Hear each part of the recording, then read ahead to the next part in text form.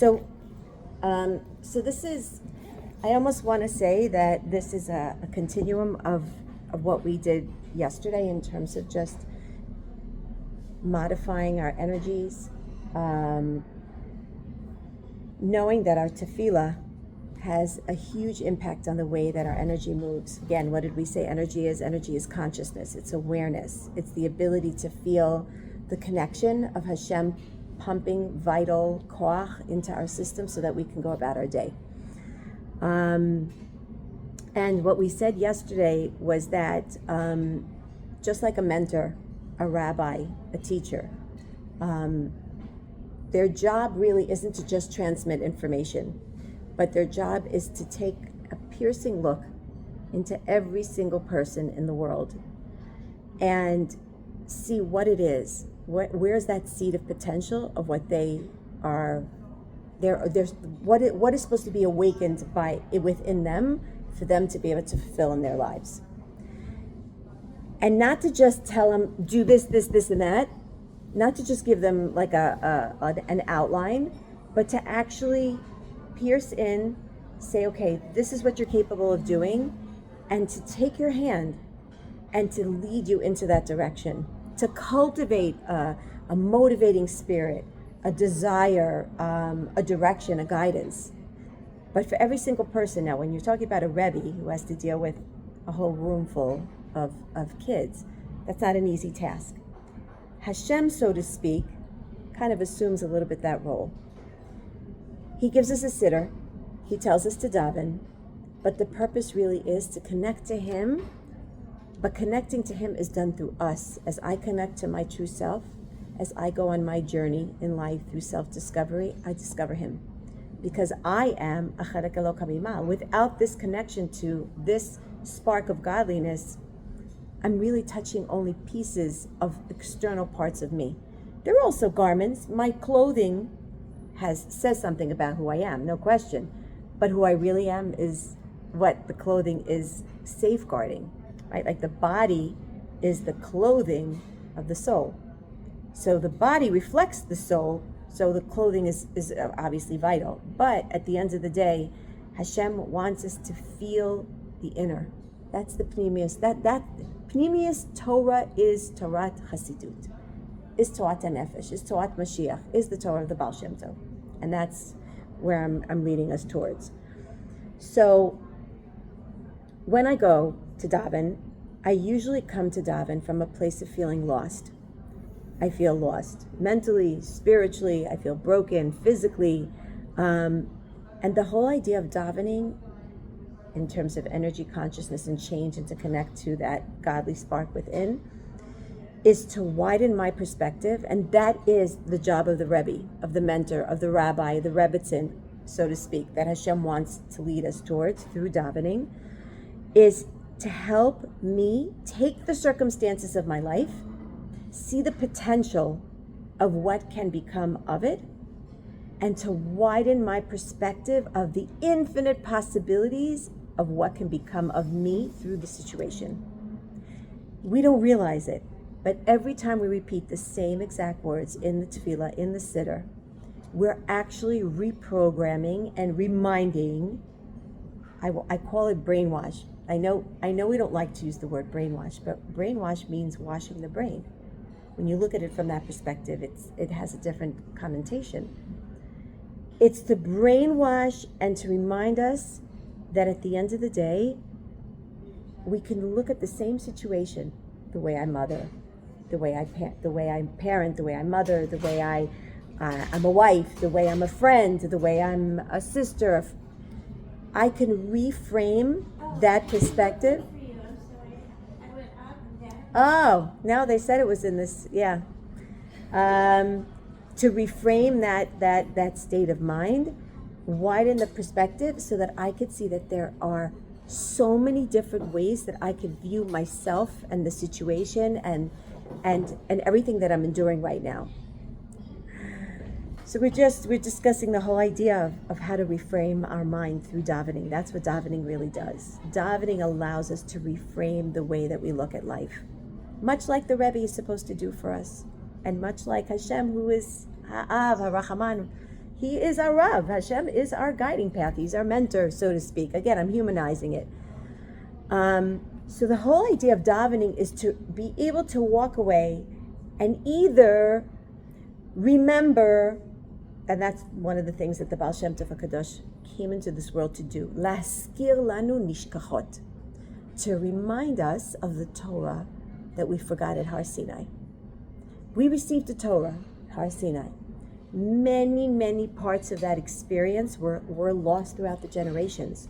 We forgot what it was like to stand in front of HaKadosh Baruch Hu and to feel and experience running through our system what it feels like to be face to face with our Creator and to know without a shadow of a doubt that Hashem Hu Elokim b'shamayim imal v'alal mitachat, that He's up, He's down, He's all around, right? That beautiful song, Hashem is here, Hashem is there.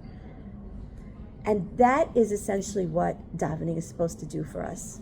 So when we daven, we have to look for where I can be brainwashed and reminded that Hashem, you really are here. Baruch Atah. There's a reason we say Baruch Atah. I won't talk to you and say, hey, how are you, if you are not here. I need to remember when I say Baruch Atah, that Atah is, and by the way, Atah is with Aleph, right? Atah with ayin means what? Means now. Do you know that? Atah, when I say Atah or At with Aleph Tav, it means you. That's what it means in English. But when I spell the same exact, it sounds the same. I write down the same exact word, but I use the word ayin. It means now. Yes, you know that. No, you don't. Okay. Oh, no. You know a lot. Trust me, you know a lot.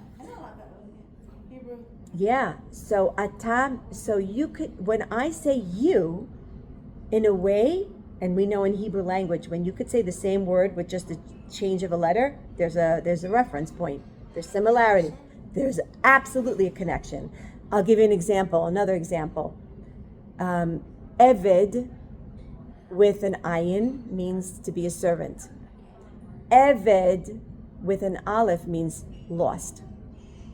La'abed means hashivat aveda. Hashivat aveda, to the returning of something lost, is with an aleph. Okay, so when I said alach li le'ibud, something got lost, that's with an aleph. By the way, I have a whole new kuntres in one of my expanded versions of, in the expanded version of, I think it's book number 2, I put in a whole new, the expansion is because I added in a whole new kuntres, a whole new pamphlet, an explanation of words in the Hebrew language that have aleph versus ayin. And there's a profound, you wouldn't believe how our whole journey is to go from the ayin back to the aleph. It's a whole new way of looking at life. So I'm making reference. It happens to be that I'm making reference to the aleph and the ayin, but the idea that when I say Baruch Atah with the aleph, I'm saying you at bat, you're here, right? At with an aleph, but you are here Atah with an ayin, which means when I say you, it means now. So I need to daven with the mindset of you, Hashem, are here with me now, not later. You weren't there. You're not going to be. Hashem is Haya Hoveh Yeh. He is here with us right now, and I have to have a relationship with Him now. From where I bikashtem, where I asked from Hashem, I daven to Hashem from where? Misham, from there. So the rabbis say, where is there? I'm once here, I'm once there, I'm once everywhere. My head is here, my brain is there, my heart is here. From where am I asking? From where am I davening to you, Hashem? Misham. Where is Misham? Where is the there? The there is everywhere you are. Wherever you are. But I know that wherever I am, you are Hashem. You are there. You are there with me. Imo anochi b'tzara. You are with me in my pain. I'm moving. You're moving with me, so to speak, because I can't move without you. Hashem, can I move without you? Can I breathe without you? Can I think without you? Can I want without you? Can I desire without you? Can I feel without you? You're revitalizing my Mechadesh B'tuvo. You're renewing me every single minute. How? Neshima, breath, neshama, my soul, same word. Every moment that I breathe, you are breathing into me. I can't live without you. Literally, I cannot live without you. And the key is in davening is to refurbish that memory of that Ma'amad Har Sinai, of that time at Har Sinai, when we stood as Am Echad Lev Echad, one nation, one heart, and we received the Torah. We received the Torah.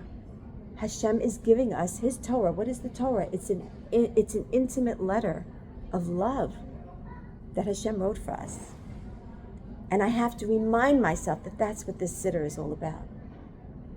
It's that the Chachamim, our sages, the Anshe Knesset Agdola, the great assembly of rabbis, put into words that which we would forget. We wouldn't remember to say this. So they had to remind us of this through these words. But don't get stuck with the words. The words are meant to revive and resurrect the dead soul. I hate to say it, some of us are kind of dead souls walking around. It's a computer program. Enter, enter. That's what the siddur is. They're words to resurrect the dead within, to resurrect the love that's dormant right now between me and you because of all the tzara and all the sorrows and all the pain and all the alienation that we're feeling at moments in our lives, right? In our personal exile and collective exile. Hashem gave us the Chachamim and the sages and said, write this down for them. Because when they say these words, something will reignite in them. But don't get stuck only with that. That's just a base. It's a jumping board. It's a spring. It's like a, what do they call it? The trampoline. It's to get you up. It's to lift you up. But don't just let that be your connection, because it can get boring, stale, stagnant. And I've said this before, Rabbi Nachman says, don't get old. Don't get old. Even if you're 5 years old, davening could feel very old and stagnant and stale. Let it just be an entranceway. Take it and make every day. Don't create even a system for you that has to be the same every single day. What you should be doing is you should be looking at your davening and saying, today I'm going to take, I'll give you an example, something I do every day. I've said this before. Baruch atah Hashem Elokeinu Melech Haolam Pokeach Ivrim. Opening up my eyes. Every day, I close my eyes when I say the bracha, and as I say the words Pokeach Ivrim, I open my eyes and I just look around for just a second. How long does that take? 1 second. I just open up my eyes and I appreciate what it means. I said the bracha with my eyes closed, and when I say the words Pokeach Ivrim, I open my eyes. Now, I took that upon myself because I said this before, I have MS, multiple sclerosis, and 50% of MS patients suffer from optical neurosis. I think it's optical neurosis, I think that's what they call it, which means getting blinded in 1 or 2 eyes. Usually it lasts only for a certain period of time, but some remain permanently blind. So when I met that reality, I don't take for granted that I could see. Now, everyone can get, God forbid, chas v'shalom on the enemies, on nobody. We don't want anybody to have it, but it's my reality. At the end of the day, that's my reality. It's my diagnosis. On paper, al pi teva, according to nature, I can get optical neurosis, whatever you call it. Thank God I don't even remember the name. So at the end of the day, I have to now develop a relationship with this reality. And it has to be an experiential reality of mine. I can't just assume that I'm just going to say words and not feel. It has to evoke something in my heart. It has to pull my heartstrings. Why am I saying it? Because here is a classic example of me taking something that is potentially lacking or threatening or, again, tugging at my life. And as opposed to denying my reality, looking for cheap alternatives to cover up for the pain of that reality, going to any other way to, again, I can go into addictions to numb the pain of that reality. Instead of doing all of that, I face my reality and I elevate it. and I use it as a springboard to attach to Hashem. And that is the purpose through which Hashem gave us these absences, these pains, these lackings, these sufferings, October 7th, and then some. All of the issues, all the pain. I'll share with you something I share always, and I never get sick of saying it, and I hope those who are even watching on the recording will never get sick of hearing it. The word for pain in Hebrew, and you can learn all of reality through, I hate to say, only through the Hebrew language. So it's really important to get to know the Hebrew language as much as we can. The word for pain in Hebrew is ke'ev. Now again, I said I love to play Scrabble. I love to play around with the Hebrew letters. And why? Because I do energy work. Real energy work is done through the Hebrew letters. When I see Hebrew letters in my clients' energy fields, I know I'm really touching reality, the truthful reality. Because how did Hashem bring about creation? Through letters, through utterances. He spoke creation into creation. That's why dibul, the word for dibul, speech, in Hebrew is davar, a thing. Right? When we speak, our words bring into creation that which we speak. That's the DNA of creation. That's the way Hashem created. Le'olam dvarcha nitzav bashamayim. Forever and ever, Hashem's davar, dibur, his speech, is suspended in Shamayim. If for 1 minute Hashem stops speaking to us, you know what happens to creation? Poof, the magic dragon. Creation stops. It ceases to exist the minute Hashem stops to communicate with you and you and you and you and you and me and all of creation. The minute Hashem stops saying the word shulchan, shulchan, shulchan, shulchan, shulchan, shulchan, shulchan, for this table to exist, this table ceases to exist. The minute he stops saying kos, kos, kos, kos, kos, kos, I'm teaching you Hebrew, kos, kos, kos, kos, kos, for a cup, no more cup. That's where abracadabra comes from. Adabra, kodabra, right? Something, yeah. I will speak it into being. So we need to, so each letter holds a tremendous amount of energy, of chokhmah, of wisdom, of recreation. And we have to believe that every time we daven and we utter a sound. Do you know that the sound, just like that, the sound, with the kavana of Hashem ad matai. I didn't say a word. All I did is let out someone who speaks Yiddish here. Who speaks Yiddish here? So I keep forgetting. What is the Yiddish word for sigh? A krex? How do you say it? I can't say it. Krex. Okay, I'm gonna get it. Krex. Okay, I got it. Sounded like a good. Yeah, that's it. So the Baal Shem Tov HaKadosh says, listen to this. When a Yid sits anywhere in the universe and lets out a kreks, a sigh, but not a sigh of complaint, a sigh of, oy Hashem, like, where are you? Of pain, but particularly the pain of another Yid. His sigh, that sigh, listen to this clearly. The sound, talk about sound therapy? Talk about the power of a Jewish sigh, okay? A real but heart-filled, kishka-filled sigh. That sigh is equivalent, listen carefully, that sigh is equivalent to the tefillah of the Kohen HaGadol when he enters in Kodesh HaKodeshim, the Holy of Holies, Sha'at Ni'ilah, once a year.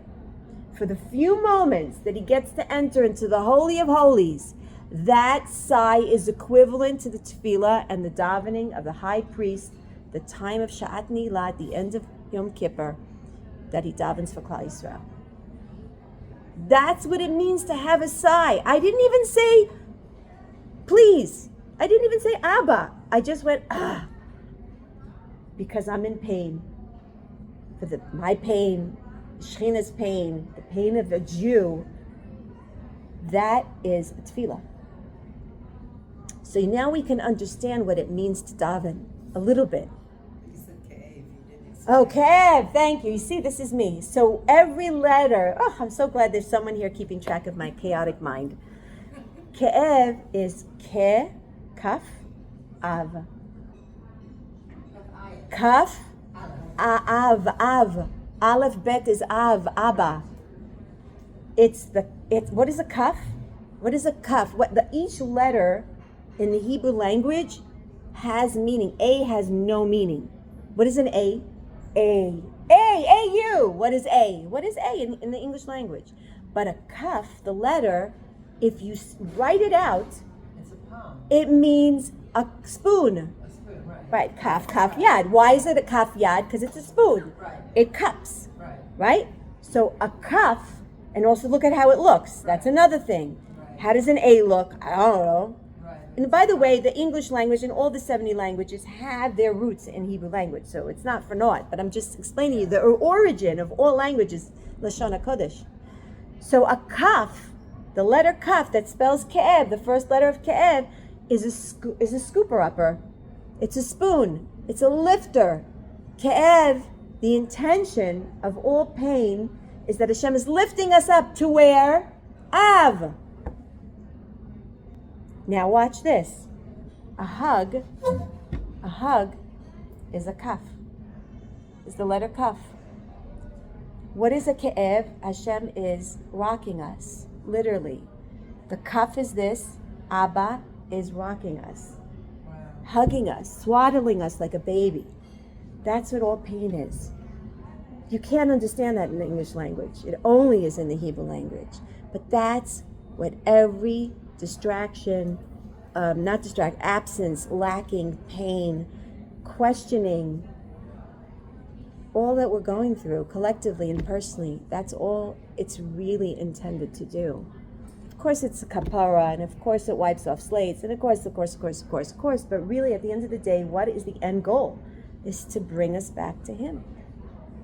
And you could see this over and over. I could play Scrabble with you on so many different words in the Hebrew language.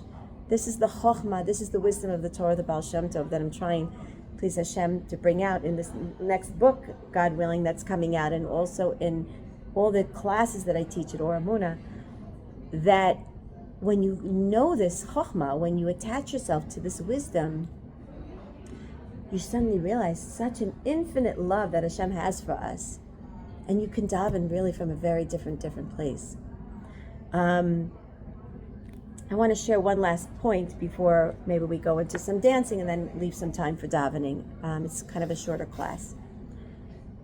We need to understand that we live a life of paradox, of contradictions. Here I am telling you that Hashem loves us. I believe it. I know it. We all know it. We've said this before. If I really didn't believe that Hashem loves me and you and all of us, we would have been checking out of Torah life a long time ago. And you say whatever, I won't because the community, because of pressures, I have to keep up with the Joneses. That's not true. It's not why we're keeping Torah. Because we really, really, really know inside, somewhere deep embedded, the imprint, the impression, the memory of the soul that left the Kisei HaKavod, that was sent into this world for a mission. We were sent in this world to fulfill a mission, to be light unto nations, to represent God in those places, dafka, particularly in those places where everyone will say, Ayeh Elokechem, where is your God? That's what the Goyim say. Where's your God? Where was he on October 7th? Where was he in the Holocaust? Isn't that the famous question? We're here to stand as an ed. That's what Shema Yisrael is, an ed, a witness. There is a God in the universe, and He loves us, and He will forever be with us, and we will forever be married to Him. And it's an eternal covenant. I don't care what you say, New Testament, whatever. There's only one. And Hashem loves everyone. The Gentiles, those who, represent Him in their way. Hashem loves all of us. He loves all of creation. And so we hold this paradox. We love Hashem. We know Hashem is good. We're loyal to that as best as we can. We try to remind and brainwash ourselves through Tefillah that Hashem, Hu Elokim. You are. You're the God of the universe. You're in charge of everything, the minutest detail. You picked these mint leaves in my tea this morning. These are the leaves that I need to be interacting with. Every this tissue, like everything has been chosen for me, for you, your pocketbook that you love, your glasses that you're wearing. I mean, everything hand-picked for me and for you, because that's what we need to have in order to get through and to fulfill our soul's mission. And yet, there's pain. A lot of it. A lot of pain. My eyes are already dry. There's no more, it feels like there's almost no more tears to cry. There's so much pain. How do you hold the contradiction? How do you hold the paradox? Tefillah is a glue that helps us hold both. Because again, it reminds us. And tefillah could be while you're washing dishes or cleaning the floor or just sitting and just daydreaming and just remembering God. That's tefillah. Tefillah is a connection. However you connect. You can't connect to the sitter, figure out for right now the way to connect to Him. If this doesn't work for you, find the way. Maybe at one point this will, but figure out a way, make a connection. I say that to my teenage kids. Many of them can't connect to it. They can't connect to it. What am I going to do? Am I going to fight with them? Am I going to say it's this or nothing? No. Find your pathway. Find your pathway. Hashem listens. He knows all the languages. He knows all the gestures. He reads your heart. He reads your kidneys. He knows exactly whether you're wearing sleeveless, have tattoos, have earrings. Hashem hears you. Hashem loves you. He created you exactly where you are. Make the connection. Figure out your way, your derech. Hashem will meet you. You'll meet Him. And at the end of the day, you'll fall in love again. That's what it's about. So how do I hold on to this paradox?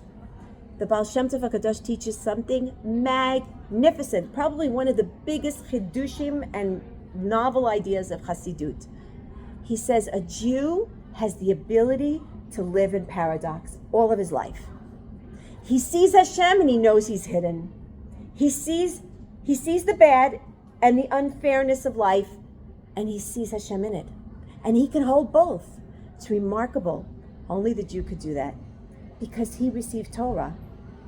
He received Torah. We received Torah. Even though we don't physically remember consciously that we were there at Har Sinai, but we were there, and that memory is imprinted in our kishkas, in our hearts, and in our brains, and in our souls. So don't look to make peace with how can it be. Don't even ask. How can it be that God is here, but yet He lets that happen? We can't resolve that. But we can believe in Hashem while holding both. And tefillah is the glue that helps us be able to live in that paradox. So don't try to make peace with the two seemingly diametrically opposed realities that we live in. Just be okay saying, I don't have to make peace in that reality. Who makes peace in that reality? Who does it? Oseh shalom b'momav. Hu yaseh shalom aleinu v'al kol Yisrael v'yimu amen. Hashem has the ability to make peace between fire and water. In this world, it's either water or fire. It's not both. But Hashem has the ability to enable us, aleinu, to put it on us to hold the reality of contradictions. And I have to be okay with that. I have to know that it's okay if I don't know how both of them can coexist. But I have to know that they can coexist. Just because my pea-sized brain can't make truce between how bad and good, so to speak, can coexist, doesn't mean they can't. At the end of the day, there is only one reality, and it's all good. Just because I'm seeing what I interpret it as to be bad and horrific and tragic, doesn't mean I shouldn't pray for it to be revealed good in my eyes and in the eyes of everybody in the world. I should still pray for that. I still want you, Hashem, your goodness to be revealed. That's why we say, Hashem, reveal yourself. That's why Geula and Galut, Geula, redemption, and Galut, exile, share the same root as Gilui, revealed. Because the only difference between Geula, redemption, and Galut, exile, the only difference, the glue that brings one to the next, the exile to the redemption, is the Gilui Elokut, is the revelation of Hashem. Right, the Aleph, that's the only thing that's missing, exactly. And There you see, someone's listening. A lot of you are listening. So the only thing that's missing here to take us out of exile and bring us into redemption is Hashem's revelation. It's here. I don't see it. It's hidden.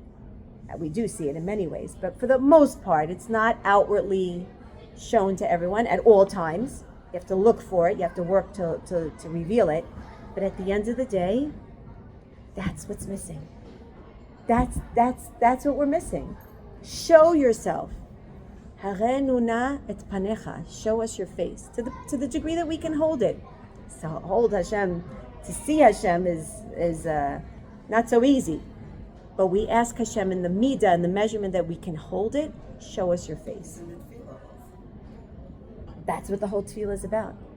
We want to reveal to ourselves that Hashem, you really are here. Ata, Baruch Ata. I'm going back to the beginning of the class. Baruch Ata, you really are. Ata with the ayin here now. You really are here now.